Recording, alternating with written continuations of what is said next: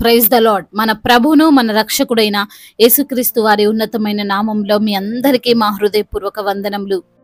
ఈ రోజు దేవుని వాక్యము, మాకు కాదు యెహోవా, మాకు కాదు, నీ కృపా సత్యమును బట్టి నీ నామమునకే మహిమ కలుగును గాక.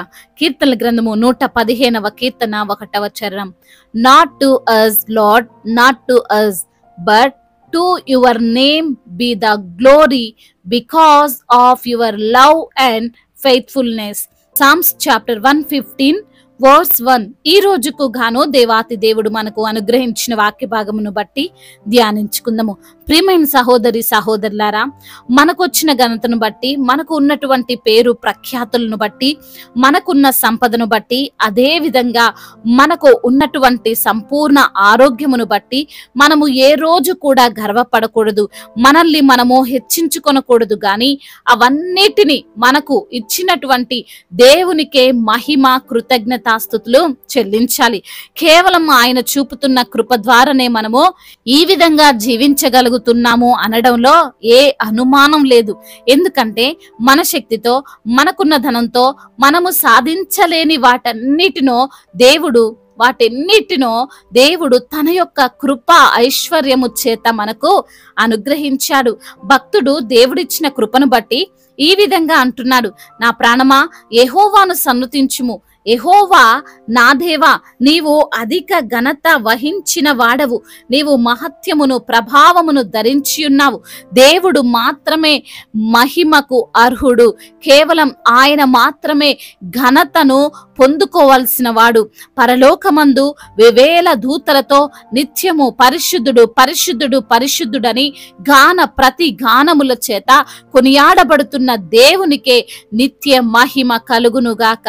మనము ఆయన్ను స్తుతించాలి. కీర్తనకారుడు అంటున్నాడు, కాబట్టి మీరు భోజనము చేసినను పానము చేసినను మీరేమి చేసినను సమస్తమును దేవుని మహిమ కొరకు చేయుడి. అవును ప్రియమైన సహోదరి సహోదరులారా, మనము విశ్వాసులము. ఇంతకు మునుపంటే అన్యులమై ఉండొచ్చు, దేవుణ్ణి ఎరగని వారుగా ఈ లోక సంబంధుల వలె జీవించి ఉండొచ్చేమో. కానీ ఇప్పుడైతే దేవునికి ప్రతినిధులుగాను ఆయన నిత్య రాజ్యమునకు వారసులముగాను ఉన్నాం.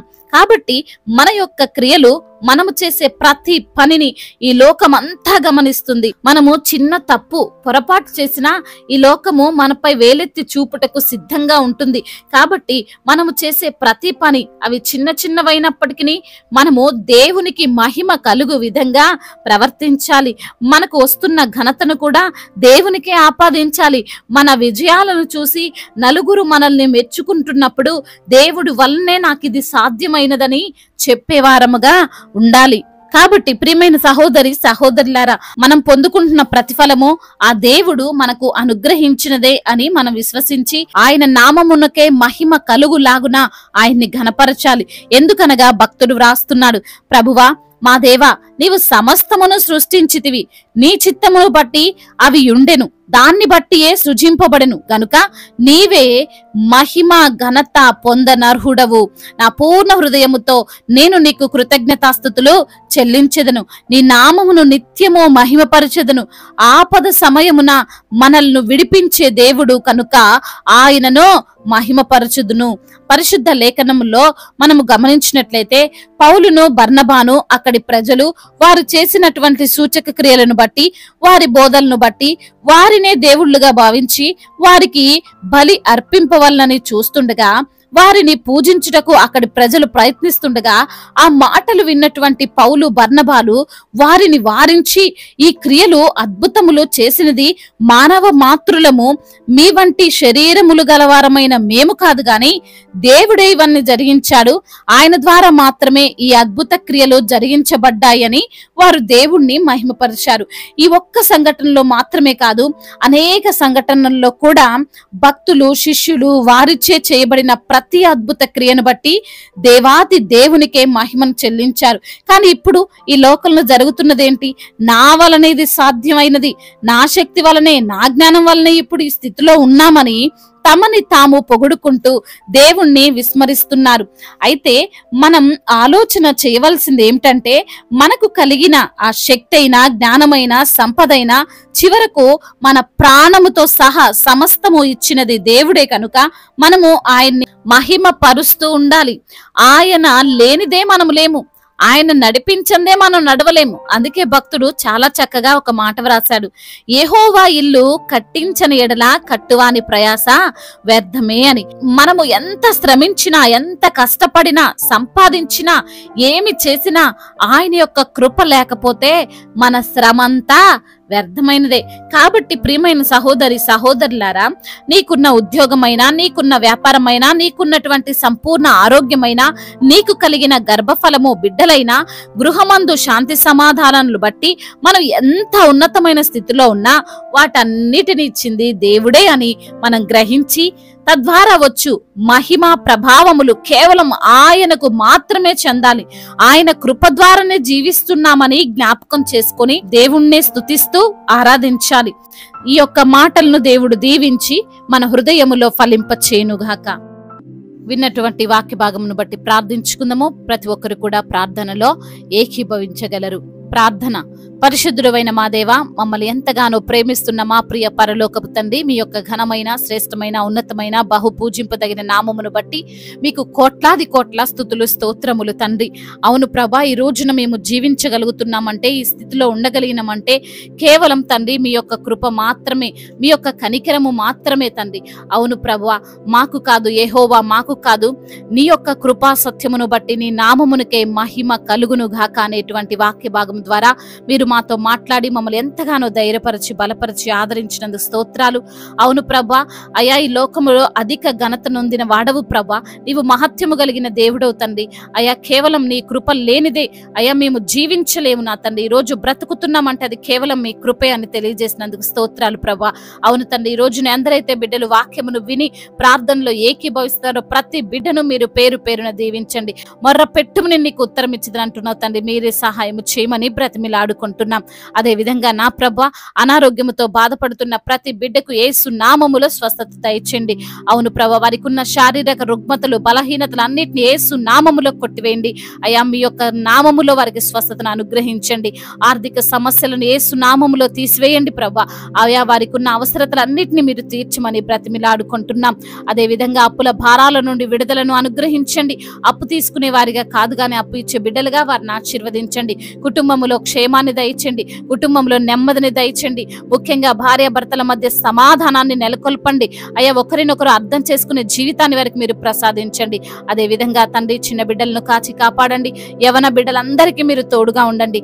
యవన వయసులో తండ్రి చెడు వ్యసనాలకు బిడ్డలు బానిసలు కాకుండా యవన వయసులో ప్రభువా అయా మీ యందు భయభక్తులు కలిగినటువంటి జీవితము వారు కలిగి జీవించుటకు సహాయము దయచేయమని బ్రతిమిలాడుకుంటున్నాం. అదే విధంగా వివాహాల విషయంలో తండ్రి మీ యొక్క చిత్తమును బిడ్డలకు బయలుపరచండి. మీ చిత్త ప్రకారం వారి వివాహము జరుగునట్లుగా కృప చూపించండి. సంతానము లేని బిడ్డలను మీరు జ్ఞాపకం చేసుకోండి. గర్భఫలము మీరిచ్చే బహుమానము తండ్రి. అయ్యా మీ వైపు చూస్తుండగా అద్భుత కార్యాన్ని బిడ్డల పట్ల మీరు జరిగించండి. గర్భిణీ స్త్రీలను మీరు దీవించండి. తల్లి బిడ్డలకు క్షేమాన్ని దయచేయండి ప్రభా. అదే విధంగా ఇప్పుడే పుట్టిన చంటి బిడ్డలను మీరు జ్ఞాపకం చేసుకోండి. వారికి మంచి ఆరోగ్యాన్ని దయచేయండి. తల్లికి క్షేమాన్ని అనుగ్రహించమని బ్రతిమిలాడుకుంటున్నాం తండ్రి. అదే విధంగా అయ్యా ఎందరైతే బిడ్డలు ఏ పని లేక తండ్రి అయ్యా ఉంటున్నారు, వారికి మంచి పనిని మీరు దయచేయండి. బిజినెస్ చేస్తున్న వారికి తండ్రి తగినటువంటి అయ్యా ప్రతిఫలమును మీరు దయచేయండి నా ప్రభా. ఎటువంటి నష్టాలు వారికి కలగకుండా మీ యొక్క సహాయము వారికి దయచేయండి తండ్రి. వ్యవసాయం చేసుకుంటున్న రైతులను మీరు దీవించండి. వారు వేసే పంట సమృద్ధిగా పండడానికి కృపను చూపించండి. అదే విధంగా నా ప్రభా మా భారతదేశమును మీరు జ్ఞాపకం చేసుకోండి. సమాధాన దేశముగా, ప్రేమ కలిగినటువంటి దేశముగా, ఎటువంటి తారతమ్యాలు లేనటువంటి దేశముగా మా భారతదేశము నిలవబెట్టండి. తెలుగు రాష్ట్రాలకు మీరు తోడై ఉండండి. ఇతర దేశాల్లో ఉంటున్న ప్రతి బిడ్డకు మీరు తోడుగా ఉండండి. ఒంటరిగా ఉంటుండగా ప్రభా మీరే వారిని ధైర్యపరచండి. అధికారులందరికీ మీరు తోడుగా ఉండండి ప్రభా. అదే విధంగా విధవరాళ్ల పక్షముగా న్యాయము తీర్చే దేవుడవు, అనాథలను అభాగ్యులను ఆదుకునే దేవుడవు, ఒంటరి అయిన వారికి తోడై ఉండే దేవుడవు ప్రభా. ప్రతి ఒక్కరికి మీరే తోడుగా ఉండమని బ్రతిమిలాడుకుంటున్నాం. మారు మనసు లేని బిడ్డలకు మారు మనసును, రక్షణ లేని ప్రతి బిడ్డకు రక్షణను దయచేయండి.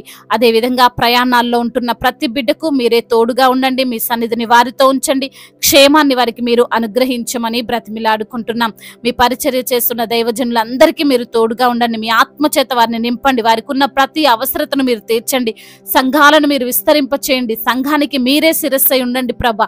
తండ్రి, ఇంకా చెప్పుకోలేనటువంటి బాధతో విరిగి నలిగిన హృదయముతో ఎందరైతే బిడ్డలు ప్రభా నలిగిపోతున్నారో ప్రభా, వారి యొక్క బాధను చూస్తున్న దేవుడువు, వారికి విడుదలను అనుగ్రహించమని మానాథుడు, సర్వశక్తిమంతుడు, సజీవుడు, బలవంతుడైన యేసుక్రీస్తు వారి నామంలో ఈ ప్రార్థనను అడిగి వేడుకొని పొందుకొని ఉన్నాము మా ప్రియ పరలోకపు తండ్రి.